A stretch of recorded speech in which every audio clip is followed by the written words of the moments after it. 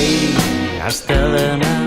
Oso fan Giorgio Basmati euskeraz edo horrelako zerbait izango zen, eta orduan konturatu nintzen, gero eta abesti gehiago euskala euskeraz, igual hobeto zela beste izen berezia edo desberdina jartzea. Zerbait gustukoa daukazunean, oso fan zea, ez? Eta ni musikaren oso fan naiz. Eta orduan hasi nintzen bakarrik jotzen kontzertu batzuk, tabernetan, eta gero bateria batekin hasi nintzen, eta guain gaur egun, hirukotea gea, urrengo batean ez dakit bost izango dien, ni bakarrik elektronikarekin, zer gabe, nakapela, azken finean berditzait.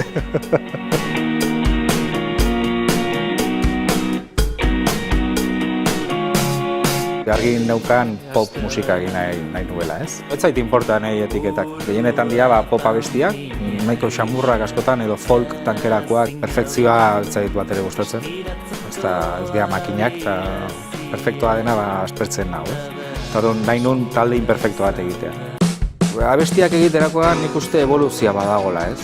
20 urte dara matzat abestiak egiten, eta hasieran divertigarriak ziren, eta guain, ez dakit, adinagatik edo, esperientziatik edo pixka lasaiagoak eta gaietan ere, ez? Eguneroko kontuak dauzkat hor aurrean, 2 astetan 16 abesti egin ditut berriak. Guain urrengo 2 urterako egin ditut igual abestiak.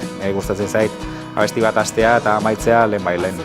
Kutsaren eskaintza urten nahiko marabillosua da, ez? Pentsatzen zu Donostiko erdialdean lokal bat daukazula urte batez, nik uste bisibilitatea edo ematen dizula. Kutsaren laguntzaz, igual iristen zea beste leku batera, igual zure kabuz zailagoa izango zela, ez? Aurten kutsarekin lekua nahiko majoa dira. Beraiek antolatzen dituzten kontzertuak, hemen Tabakaleran bertan edo Gipuzkoan aldean ere leku nahiko txukuna dira, ez? Eta, nire aldetik oso kontent, oso fan, oso kontent dago hemen.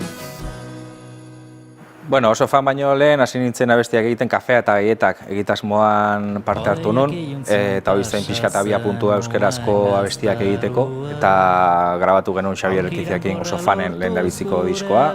Aurten aprobetxatuko dugu ere Kutxa Kulturren laguntza diskoa grabatzeko eta oso garrantzitsua da niretzat nire eguneroko bizitzan abestiak egitea. Eta hoi seguro bengo dudala nire bizitza osoan, ez? Ni bakarrik abestiak egin nahi ditut eta eskuragarri jarri. Niretzako ez daka beste importantzia, zer egin eta baizik eta egin behar dela. Hurrengo urteetan, ez dakit ni abestiak egiten jarrituko, igual ez nahi zain agerian ibiliko, baina hor egongo naiz. Abestiak egiten ni argi daukaz, beti egingo ditu dela abestiak. Igual aurten aprobetxatuz Kutxa Kulturren kontua aprobetxatuz, igual aurten igual abesti gehiago egiten ditut, ez? Baina, ez zait importa, ni badakit ni argi daukat abestiak egingo ditu dela, beti.